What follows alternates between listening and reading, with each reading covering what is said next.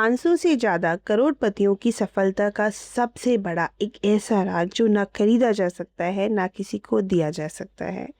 अगर मैं आपको बताऊं कि सिर्फ एक आइडिया ने एक इंसान को $600 मिलियन का मालिक बना दिया और वही आइडिया आज भी काम करता है, तो क्या आप उसे जानना चाहेंगे?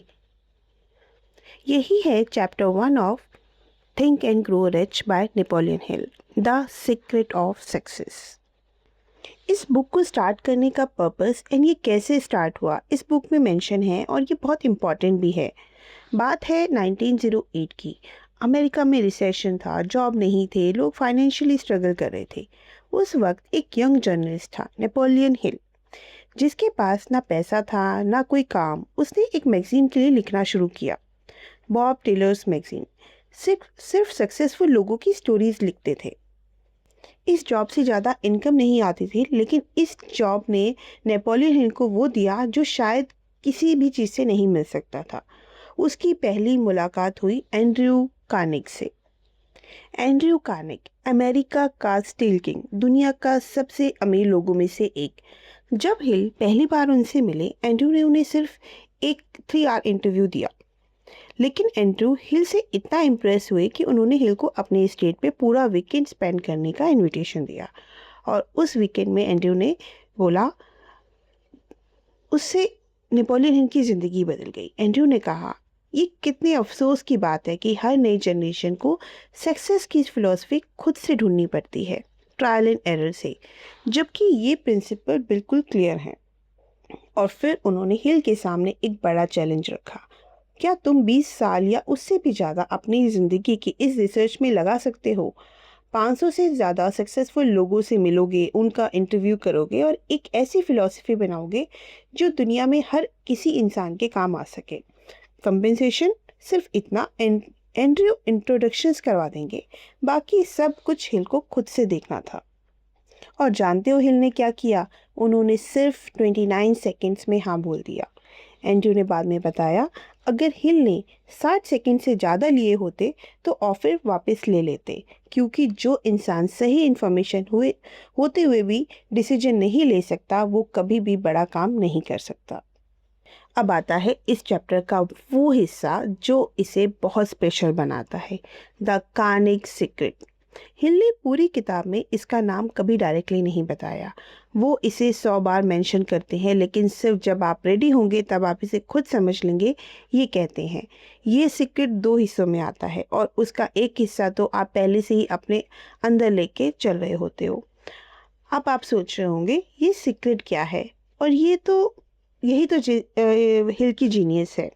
लेकिन एक हिंट जरूरी है। चैप्टर के आखिरी में हिल कहते हैं, अचीवमेंट और जितनी भी अर्न रिचेस हैं, सबकी शुरुआत एक आइडिया से होती है। अगर आप रेडी हैं तो आप पहले से उस सीक्रेट का आधा हिस्सा लेकर चल रहे हो। अब बात करते हैं प्रूफ की, क्योंकि सिर्फ बातें नहीं, फैक्ट्स भी। चार्ल्स एम श्वैब, कार्नेग के राइट हैंड मैन, उन्होंने इस सीक्रेट को अप्लाई किया और कार्नेग स्टील का डील करवाया, जिसने यूएस स्टील कॉर्पोरेशन बनाई।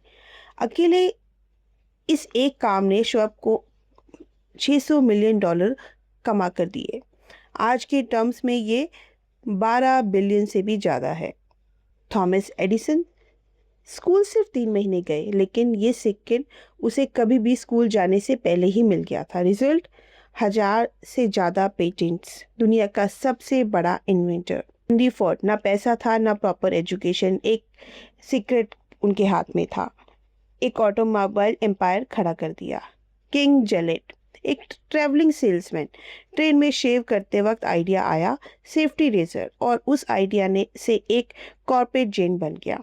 इस सीक्रेट को प्रेसिडेंट ने भी यूज़ किया, Woodrow Wilson and Franklin Roosevelt.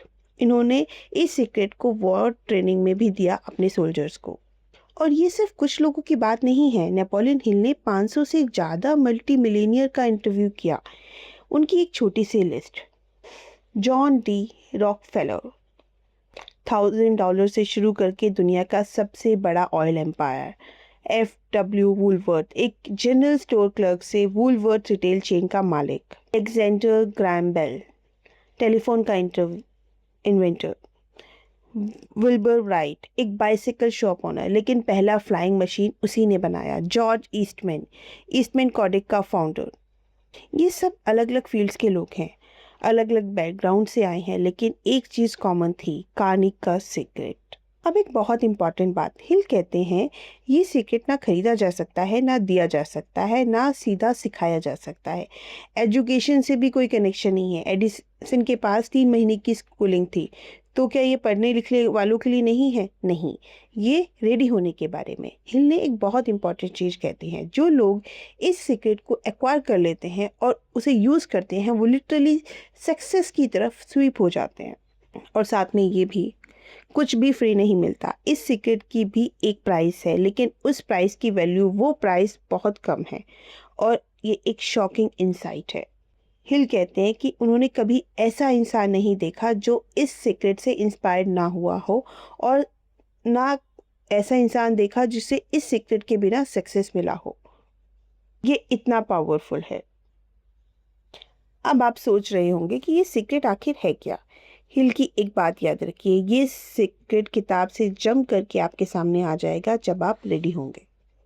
हिल ने इसे कोई नाम नहीं दिया है, क्योंकि अगर आप रेडी नहीं हैं तो नाम सुनकर भी कुछ नहीं होगा, और अगर आप रेडी हैं तो आप इसे खुद पहचान लेंगे। और वो मोमेंट, हिल कहते हैं, आपकी ज़िंदगी का सबसे बड़ा टर्निंग पॉइंट होगा। ये था chapter 1, the secret of success, think and grow rich का पहला चैप्टर। इस चैप्टर ने हमें एक चीज़ बहुत क्लियरली बताई है, सक्सेस किसी एक फील्ड या किसी एक बैकग्राउंड का प्रिविलेज नहीं है। एक टेलर, एक टेलीग्राफ ऑपरेटर, एक बाइसिकल मशीन, एक प्रेसिडेंट, सब ने एक ही सीक्रेट से अपनी ज़िंदगी बदली, और वो सीक्रेट आप भी समझ सकते हैं अगर आप रेडी हैं। चैप्टर 2 में हम मिलेंगे एडविन बैनिस से, जिसने नेपोलियन हिल का असिस्टेंट बनने का सपना देखा, बिल्कुल ज़ीरो से, और फिर उसे सच कर दिखाया। अगर आप पूरा book chapter wise chapter cover करना चाहते हैं तो वीडियो को लाइक करें और चैनल को सब्सक्राइब करें, ताकि एक भी चैप्टर मिस ना हो। मिलते हैं अगली वीडियो में। Good bye, take care.